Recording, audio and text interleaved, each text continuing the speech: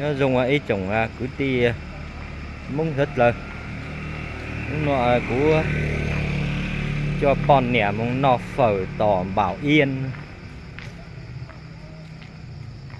nó chế ở chế plang cho mua phở nó với mông nó phở tỏ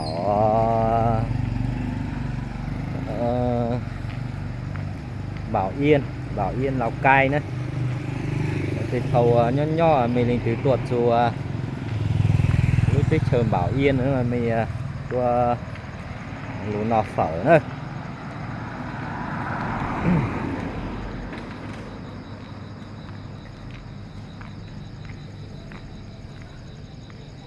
Thì nó mua phở đâu cơ nữa.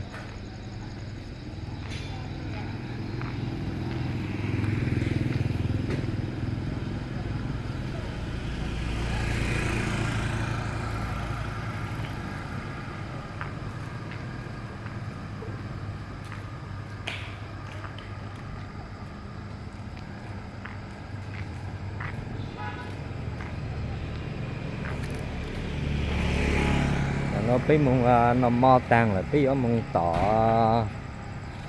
chơi su nữa ta cho con nhẹ mong có sư ít là tỏ cây nó có con nhẹ chứ cả mong chó mong bư là thế nào nó mò tàng chó mong bư là thế.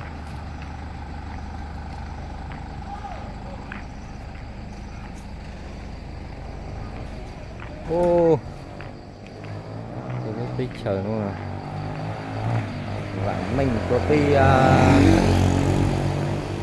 chờ luôn nhớ để nó chim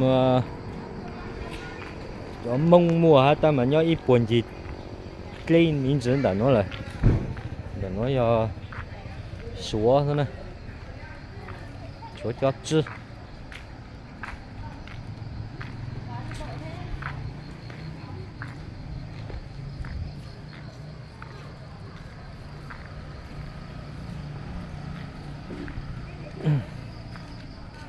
đợt bây lúc chơi bươi hơn đợt để chú tón tiền nữa nè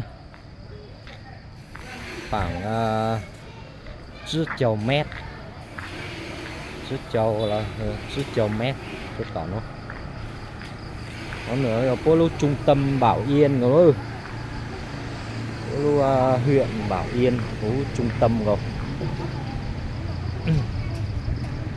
ơi thì tinh chua nữa nè chuột tên nó mà mì quá chính phàng thì nó mì chủ lo phàng nhà nữa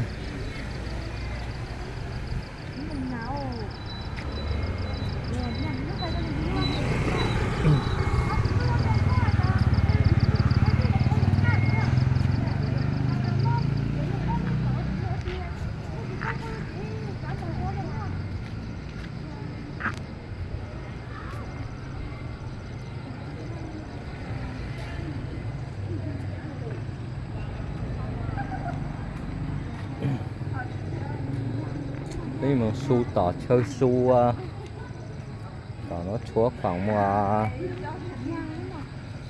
30 mét là đó.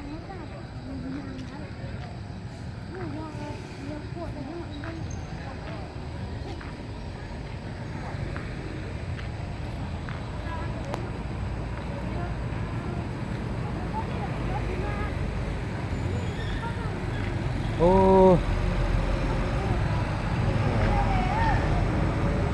lò gì cơ đấy hả cứ tìm muốn hết trời ơi mua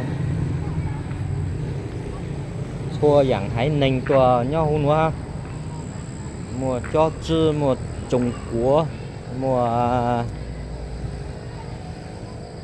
Phan Kỳ mua Mika chung lình của nhau nữa đấy.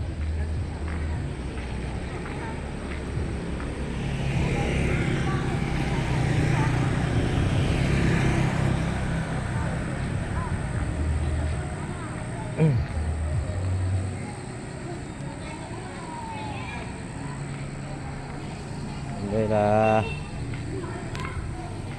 huyện Bảo Yên, Lào Cai. Chợ rất là đông vui như thế này. Trong này là trong trung tâm Bảo Yên nhé. Nếu ai thích cà phê cà pháo thì vào quán này nhé. Và trong quán này có các em chân dài nó phục vụ đấy.